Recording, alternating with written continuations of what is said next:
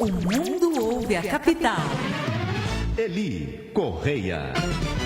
São 3h41. O mês de julho, gente, é marcado pelo Dia dos Avós. Momento que muitos se lembram como a sociedade desrespeita os direitos dos idosos. Mas não é só pelo Dia dos Avós, né? É pelo dia a dia. Porém, uma grande parte das pessoas se esquece do descaso, do desprezo cometido contra indivíduos nessa idade, dentro da própria família. E nós vamos conversar sobre o isolamento. É isso mesmo. O termo talvez seja exato, esse isolamento em que os idosos muitas vezes vivem dentro de uma casa. E aí, provocando problemas de saúde nessas pessoas que têm mais idade.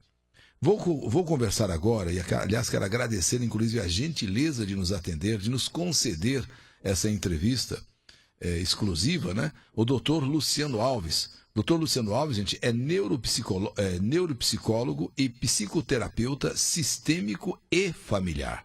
Doutor Luciano Alves, boa tarde. Boa tarde, Egi. Boa tarde, ouvintes. Como vai você, querido? Tudo bem, doutor Luciano, e eu agradeço muito a sua participação aqui no programa, viu, doutor? Gratidão a você pela oportunidade de falar sobre esse tema tão importante.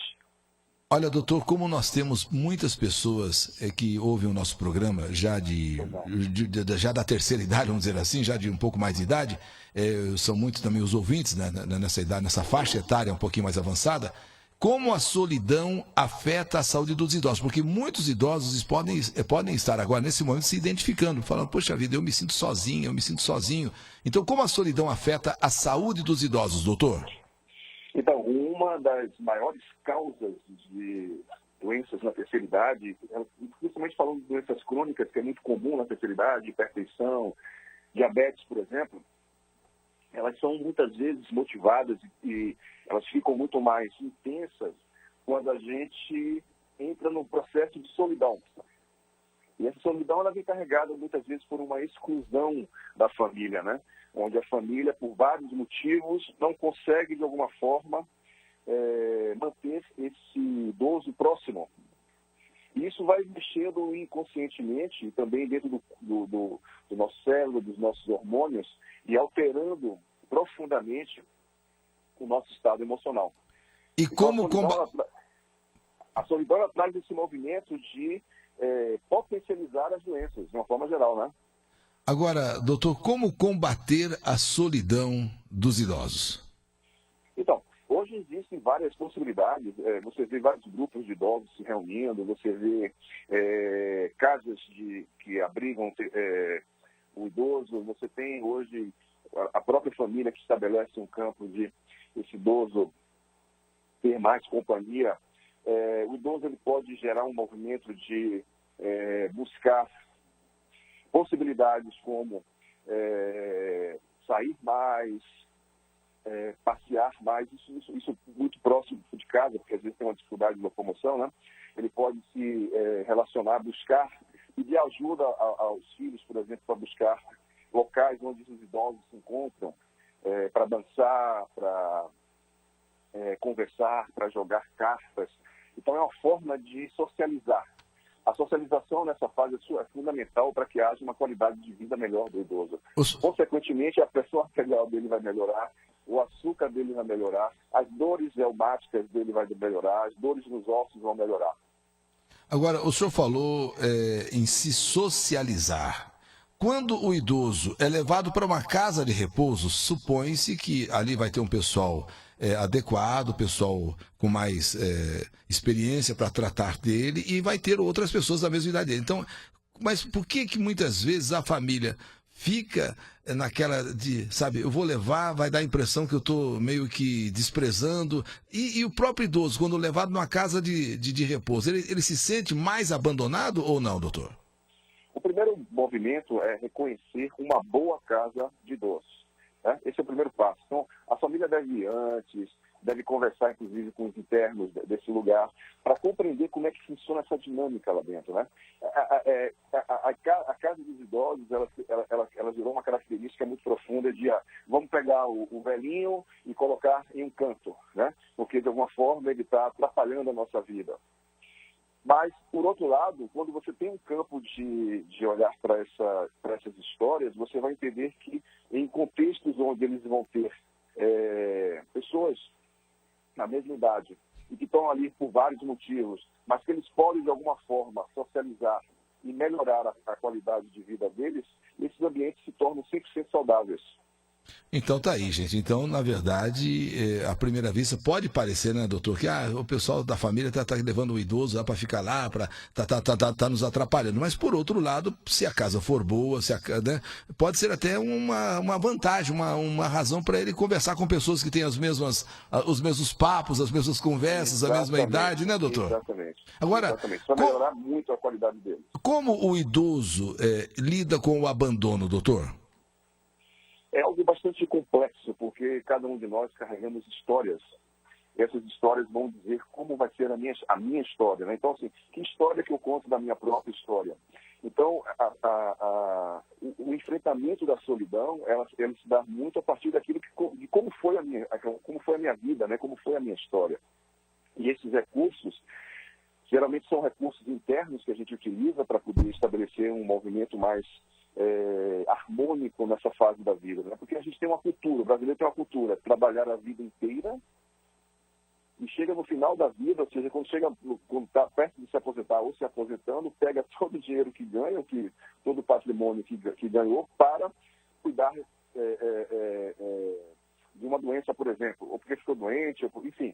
Olha que loucura isso, né? Então, a gente deve começar lá de trás e se preocupar com o campo da terceira idade.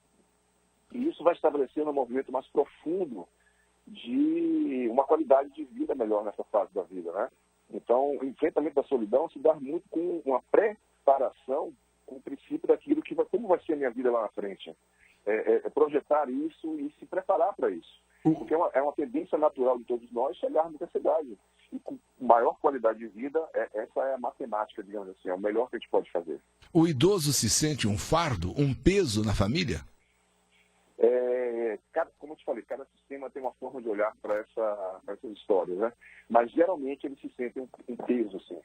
Infelizmente também isso é uma cultura no Brasil e também na Europa também a gente tem contato com processos na Europa. Existe uma quantidade muito grande de idosos na Europa, por exemplo, né? No Brasil também existe uma quantidade muito grande. E existe essa crença de que o idoso é um fardo. Mas ele se torna um fardo justamente por uma não preparação anterior em relação à saúde dele, em relação à economia dele, em relação a todo o processo. Porque boa parte das famílias hoje vivem das aposentadorias dos idosos. Olha que interessante. Então, o idoso deixa de estabelecer um campo, de pegar esse dinheiro que ele é de direito dele para a saúde dele e, em consequência disso, ele está ajudando todo um sistema. Olha que interessante isso também. Agora, doutor, o idoso se isola após a viuvez? Repete a pergunta que eu não ouvi direito, por favor. Qual o impacto na vida do idoso ficar viúvo, ficar viúva? Interessante também essa pergunta, porque a gente tem um modelo de casamento dos mais antigos, digamos assim, né? Onde eles permanecem durante a vida inteira, ou seja, 50 anos de casado, 60 anos de casado, 70 anos de casado. Isso cria um vínculo profundo entre o casal, né? Quando uma das partes morre por qualquer motivo, isso gera um vazio profundo no idoso. E isso gera também uma série de doenças nos idosos, incluindo depressão, por exemplo, né? Que vem acarretada de uma solidão profunda, que vai desestabilizar todo o processo endócrino, neuroquímico de cada um de nós, gerando um movimento da saudade, né? Isso vem por uma solidão. Então, eu vou dormir e acordo sem aquela pessoa que viveu comigo a vida inteira. Eu não sei, de repente teve um casal que o homem trabalhou a vida inteira, a mulher foi dona de casa, esse homem morre. E essa mulher fica perdida porque não sabe fazer nada. Então, é uma série de fatores que vão gerando um processo de adoecimento por conta da solidão. Tá certo. Bom, doutor Luciano Alves, neuropsicólogo, psicoterapeuta sistêmico e familiar, para que nós encerremos, eu queria que o senhor deixasse um recado para todos os nossos ouvintes que estão nos escutando aí e o que eles devem fazer para cuidar melhor dos idosos, qual é a melhor forma de zelar para que os idosos não se sintam isolados, não se sintam tão sozinhos. A gente tem o brasileiro também tem uma cultura interessante, que é A gente cuida das crianças, mas não cuida dos idosos, né? Isso deve ser um movimento de equilíbrio nas diversas fases da vida. Então, eu sempre sugiro para as famílias que elas possam, de alguma forma, estabelecer o vínculo com o idoso de uma forma como se eu estivesse também lidando com o princípio lá da infância, né? Que eles digam para esse idoso que eles fazem parte e que eles foram e são importantes para a nossa família e de que através deles existe uma história a qual eu faço parte e que eu posso sim estabelecer um movimento de ter esse idoso, o meu avô, minha avó, meu pai, minha mãe, perto de mim, dentro da minha casa.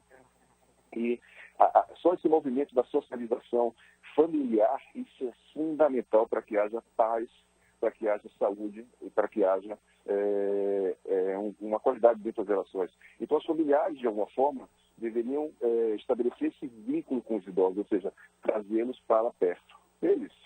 Tá aí. Né?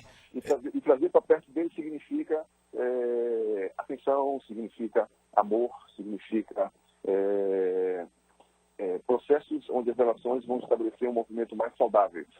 Então, doutor Luciano, quer dizer, colocar, isso o senhor fala em termos de família. Agora, colocar o pai, ou colocar a mãe num asilo, numa casa de repouso, não é desamor, muitas vezes. Pode ser até um cuidado maior que a família está tendo com a pessoa.